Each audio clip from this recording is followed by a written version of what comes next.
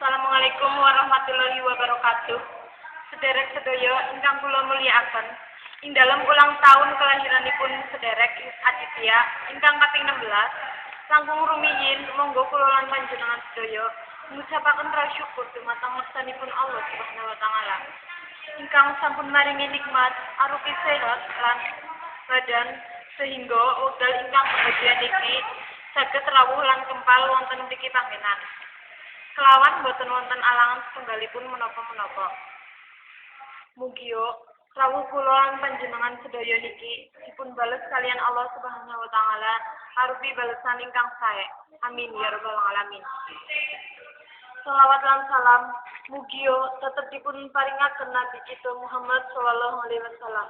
Keluarganipun, para sahabatanipun lan ugi para kaum muslimin sedaya ingkang purun ngamalaken ajaran Islam kelawan sae. Mugia kita sedaya dados umat beliau ingkang ngabekti dumateng Allah Subhanahu wa taala kanthi sae lan laras. Derek sedaya ingkang kula hormati. Kita sedaya kempal wonten mriki panggenan kaperlu nduweni undanganipun saking rencang sederek kita Aditya ingkang anggadhahi hajatan mengeti dinten ulang tahun kelahiranipun ingkang kaping 16. Mila saking niku kula ingkang dados wakil saking sedaya rencang ngucapaken selamat dinten ulang tahun kelahiranipun ingkang kaping 16 sederek kita Aditya. Mugia dipun paringi dawa umur, rizkipun kathah lan mugia sukses dalam usahanipun.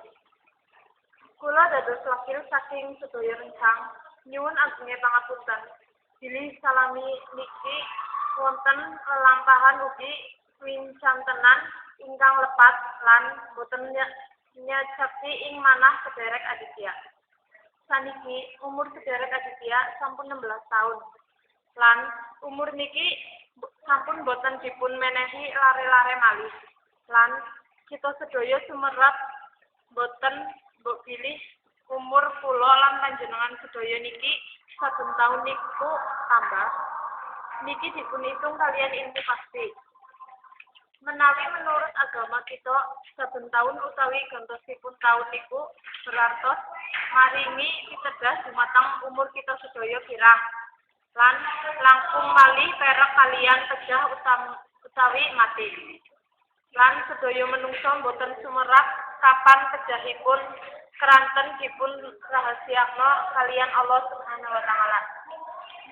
Para sedaya ingkang kula hormati, mula sakinika kula ngajak dumateng para rencang ginakaken sisa umur ingkang tasih wonten ing dalem awak kita kelawan ngatahaken kegiatan ingkang wonten manfaatipun. Lan nglampahi amalan-amalan ingkang sae keranten amalan sae niku kita sedaya saged ngraosaken kebahagiaan. Semanten uga kita kedah ginakaken kanthi sae niku modal. Amargi kita niki taksih kathah kesempatan kangge mados lan ngumpulaken sangu kangge wekdal denjang. Sehingga wekdal sepuh kita sedaya mboten getung. Keranten raos getung niku mboten wonten artosipun babargas. Lan perlu uga kita sedaya niki biasakaken nglampahi ibadah kanthi sae wekdal taksih enom niki.